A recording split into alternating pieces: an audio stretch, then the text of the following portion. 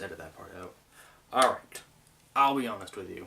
The last few videos I did in this whole scheme of things, I already knew what the animal was. I already knew that stuff about it. It was just kind of off the top of my head. So, which, you know, is not a big deal, I don't think, but it was, it made it not as fun for me. It was still fun, but not, you know, as fun as it could, because I wasn't, like, really learning anything new. So, what I decided to do with this one is to find something new. Find a new animal that I maybe don't know much about or haven't heard of at all or something. So, what I ended up doing through some research and some looking and some, you know, stuff, I ended up finding the narwhal, which I know is I already know some stuff about it, maybe. I know what it looks like. That's pretty much the extent of it. And I guess a lot of people don't think it really exists. I didn't know that was a thing, because it is kind of like, let's just bring up a picture right here. It is kind of weird looking. It kind of looks like it's like an ocean unicorn, basically. So I guess some people don't think it exists, but it does. Let me just say that. It does exist. It's out there. It usually lives up in the, well, only lives up in the Arctic, actually. Around like Canada, Greenland, and Russia is where it lives mainly. And it doesn't really go up to shore, like, ever. So nobody really sees one unless you're like way out there on like a giant ship or whatever. I don't know what you're doing in the middle of the ocean, but have fun, it's cold. It's got the weird tusk on it, and it looks like gross dead body gray color, which is actually why it's named that. Narwhal is based off the word nar, which is an old Norse word for corpse, because it has like that grayish color, and it looked like a dead sailor, I guess. I mean, I don't know, I didn't live back then. But we're just going to jump right into it here on narwhals, and hopefully we all learn something new. So we got number 1, they live up to 50 years, which is, I feel like it's a long time for an animal. I'm pretty sure ocean-dwelling animals generally live longer. I don't know, but like big ones like whales and stuff like that generally live longer, I think. I don't know, but I mean, most land-dwelling mammals don't live that long, which is weird to think about because humans live like 80 years, but most animals don't live 80 years. But whatever. So they live up to 50 years, which I think is a pretty considerable amount of time, especially if you're living in Arctic Ocean the entire time. So number 2, they, like I said, they live up to 50 years. The males take about 10 years to like sexually mature so they can start mating. The females only take like 5 years, which 10 years is a long time, which is probably why they aren't like a million of them around, that and because an Arctic Ocean and not much life there in the first place. So, you know, I mean, and they only have like, they only birth like like 1, 2 maybe at a time, and the mother nurtures that newborn child for like up to like a year sometimes. So it's not a great birthing rate, to be honest, but you know, I don't know, they'll figure something out, I guess. They live around they live in the Arctic Ocean, like I've said 100,000 times in this video so far. They live around Canada, Greenland, and Russia, but they don't live near the shore. They live, depending on the season, they live further out into the oceans. Winter is when they're furthest out there, because that's when they're out there like under the ice and stuff, because that's where their food is during that time. During the summer, their diet changes a little bit, and they come a little bit closer to shore. Not that close, but closer than they were before. The next one we have is the tusk. The males are generally the only ones that have the tusk, which I think we all probably thought anyways, but it's usually the left canine tooth that comes like jetting out of their face.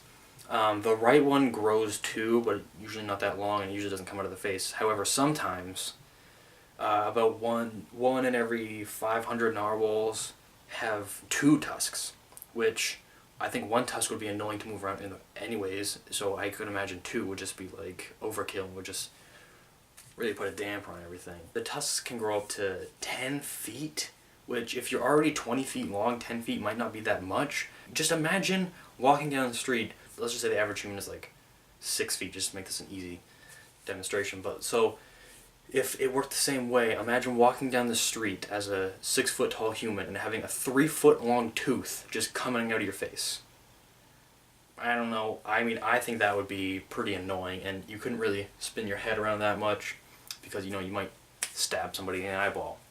The next one, speaking of swinging your head around, narwhals, they have jointed vertebrae in their neck, which means they can actually like turn and move their neck like that. And most dolphins and whales, which they're obviously related to, don't. They have a fused vertebrae in their head, which means they can't really do like the complex movements we can, or maybe a narwhal can with their head, which is probably so they can move around that giant tooth a little bit easier. The next one I have here for you is when they're born, they can be up to like 250 pounds, and eventually they can grow up to like 3,500 pounds, which is a pretty heavy, and leads to, well, similar to our next one here, the major cause of death in narwhals. They are nearly threatened. There's not a ton of them around, but that's because mostly of when they get closer to shore and around Canada and Russia and stuff and Greenland, all these people will hunt them. So, which is probably another reason why they like to stay out in the ice where nobody can hunt them. But right, the leading cause of death. The leading cause of death in narwhals is actually suffocation or starvation. And starvation is pretty common in whales because they are so huge. It's hard to keep them fed so much, especially since they don't have the best eating habits. They don't eat nearly as enough as they probably should. But suffocation because they are out under the ice a lot of times, and sometimes the ice will freeze over to a point they can't break through, so they can't break and get the food they need to live, so they'll just end up, suffocating effectively, because actually, well, not because of the food, but because they can't break through the ice and breathe, because, they breathe oxygen. So they'll end up suffocating because of that, which is too bad when they have a giant spear on the front of their face. You'd think they would just use that, but I don't know, maybe it's too thick for that, probably. The next one, speaking of being under ice a lot, they actually, as you probably saw in the picture, they have no dorsal fin, which neither do beluga whales, their closest relative, but everybody's pretty certain that they don't have a dorsal fin because they are under the ice so much. It would be kind of annoying to have a dorsal fin, because it would get scraped and it would hurt, and it probably wouldn't be a good idea.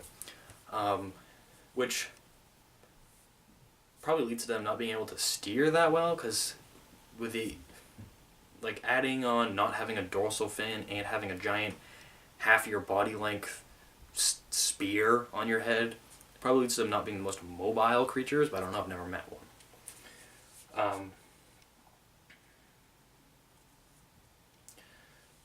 Now I'm going to focus on the tusks for a few here. The next fact we have here is the tusk is actually hollow, which I thought was weird and interesting. I imagine something 10 feet long would be pretty solid, but which is probably another reason why they don't ram through the ice with it, because it's hollow and probably could break. Going right into the next one here, it's actually always growing. It's a tooth, and it's always growing because it's always wearing down and getting damaged and stuff, so it's constantly growing and repairing itself, which is probably another reason why it's 10 feet long. The next one I have here is nobody knows for certain that what the tusk is actually for. It's generally not used for fighting purposes. I think only a few times people have actually seen it, used as a weapon effectively. Because it is hollow and stuff, it's actually believed to be a sensory organ to detect changes in water temperature and water pressure around them, to help them find food and stuff better, and maybe each other better. I don't know. Nobody, like I said, nobody knows for certain. Well, that's pretty much all I got on narwhals. Like I said, they're tough to find. Actually, just added on here at the end here, I wanted to say that narwhal itself, the word, comes from the old Norse word nar. Maybe that's how you pronounce it. I don't know. That's how it's spelled. Which means corpse, because they are a kind of paley, grayish, dead-like color. So they would resemble dead sailors. So Norse sailors, Vikings and stuff thought it was a dead sailor at the time, so they named it after that. But that's pretty much all I got, aside from that little bonus fact there.